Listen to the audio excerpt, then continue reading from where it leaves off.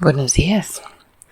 Los últimos capítulos del libro de Jueces nos cuentan historias sorprendentes, pero sorprendentes por lo raras o por lo extrañas ahí en la Biblia. Uno no esperaría ciertas cosas encontrarlas en la Biblia, pero el Señor también nos da buenos y nos da malos ejemplos para que nosotros aprendamos y corrijamos y vivamos para Dios realmente.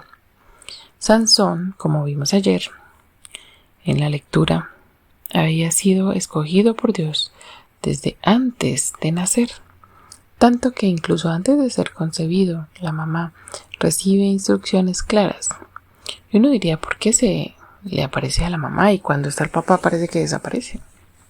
El Señor tenía que darle instrucciones claras para que ella criara a Sansón. Probablemente ella hizo lo mejor que pudo. No sabemos si le dio muchos permisos o no, pero lo que sí vemos es esa rebeldía constante de Sansón. Bueno, un tiempo, porque la Biblia también dice que él reinó 20 años allí entre los dos sucesos, más lo que había hecho antes, más varias victorias que había tenido sobre los filisteos. Es sorprendente. Sorprendente es también que en medio de toda la historia hay una frase allí cuando él quiere casarse con una extranjera, con alguien de los enemigos, de los que adoran a otros dioses, una mujer con la cual él no debía casarse por principios de Dios. Allí en medio de todo esto hay una frase que dice, pero esto era porque Dios lo había preparado así. Y uno dice, ¿cómo así? Pero siguiendo con la historia, vemos que toda la historia lleva a que Sansón derrota a los enemigos y realmente Dios tiene formas muy sorprendentes y esta es una de ellas. Es una forma muy sorprendente. Yo creo que es la más extraña la que usa en este libro. Pero Dios puede usar cualquier cosa, incluso la rebeldía de una persona, para hacerlo todo para bien, como vimos en Génesis o como está escrito en Romanos 8. Todas las cosas trabajan para el bien de los que aman a Dios. Entonces, Sansón, aunque no se decantaba por estas personas que aman a Dios, de alguna manera Dios estaba utilizando esa rebeldía para liberar a los que sí temían a Dios y estaban en el pueblo. Dios permite que Sansón sea rebelde, que sea malcriado, que sea terco. Dios permite que sea débil en sus pasiones sexuales. Y Él usa todo esto para el bien de los otros que están en casa, probablemente rogándole a Dios para que los libere de los enemigos, allí los filisteos. Y Dios usa a Sansón. Él lo ha escogido, Él lo ha hecho nazareo, Él le ha dado una fuerza sobrenatural. Y Sansón pues conoce a Dios, pero también hace lo que quiere. Y bueno, su vida no termina muy bien. Él debe pagar las consecuencias de su pecado, de haber desobedecido a Dios, de haber sido rebelde, de haber revelado a una mujer que no debía ser su mujer, que no debía estar con él, dormir con él. Y además traicionera, no lo quería mucho. Dios permite que Sansón le gane la batalla a los filisteos de varias maneras sorprendentes.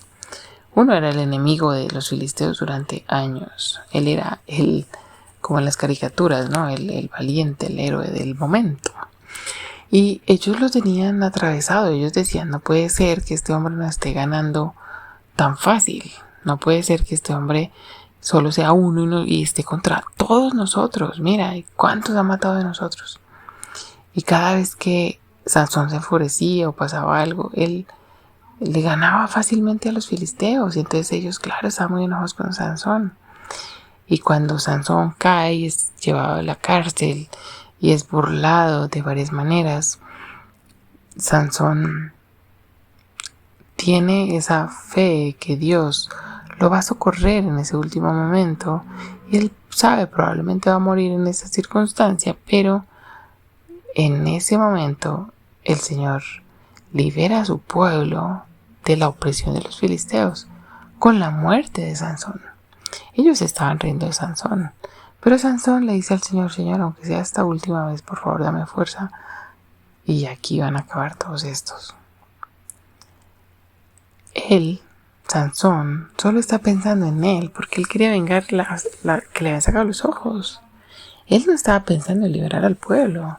Él no estaba haciendo cosas sorprendentes para liberar al pueblo. Él era muy individualista, él era muy egoísta, él vivía solo para él, él usaba sus dones, sus talentos, sus regalos de Dios solo para él. Y eso lo vemos en repetidas ocasiones. Y aunque Dios utiliza todo eso para salvarlos de los filisteos, no es la forma correcta, no son principios de vida. Voy a hacer lo que me da la gana y el Señor me va a utilizar igualmente. Sobre otros jueces vemos que el Señor viene y está en ellos, pero sobre Sansón vemos que viene varias veces. ¿Por qué? Probablemente al Señor no le gustaba ese templo donde estaba viviendo. Probablemente al Señor no le gustaban las actitudes de Sansón y todo lo que él hacía. Pero de vez en cuando él lo usaba para librar a su pueblo a través de la fuerza de Sansón y del miedo que los filisteos le tenían. Y bueno, aunque podemos decir, bueno, Dios puede utilizar cualquier persona a pesar de su pecado y a pesar de su rebeldía, y eso es cierto. Pero también es cierto que Dios aborrece el pecado. Entonces no debemos seguir este mal ejemplo de Sansón. Dios sabe utilizar las cosas para bien, pero no quiere utilizar nuestra rebeldía. Él quiere que seamos santos. Él quiere que vivamos para Él todo el tiempo. Él quiere que recordemos que hemos sido llamados y que hemos sido engendrados y renacidos, nacidos de nuevo por la regeneración que nos da el Señor Jesús a través de su muerte. Él quiere que recordemos que hemos sido renacidos para otra cosa, para una nueva vida. Como dice Corintios, todo lo que está en Cristo es nueva criatura. Cuando vienes a Él, tú eres renovado. Y el Señor no quiere que uses tu pecado como un pretexto para hacer las cosas a tu manera. Él lo que quiere es que tú le sirvas con sinceridad, que tú le adores con tu vida, con la forma de vivir. Él quiere tu obediencia para que eso sea testimonio a los demás. Sansón, el testimonio que tenía era de burla, pero nosotros debemos escoger lo mejor, y lo mejor es dejar nuestra vida vieja. Y como dice Pablo, si has nacido de nuevo, si has resucitado con Cristo, busca las cosas de arriba, busca lo que a Dios le agrada, busca dar testimonio de tu fe, busca vivir y cambiar y renovar todo ese montón de cosas que sabemos que debemos dejarle renovar en cada una de nuestras vidas.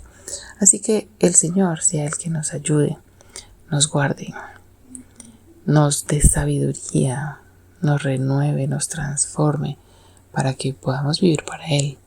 Y como dice Pablo en Romanos 12, que nuestro entendimiento sea transformado para que nuestro cuerpo, todo lo que hagamos de nuestra vida cristiana, sea un culto agradable al Señor.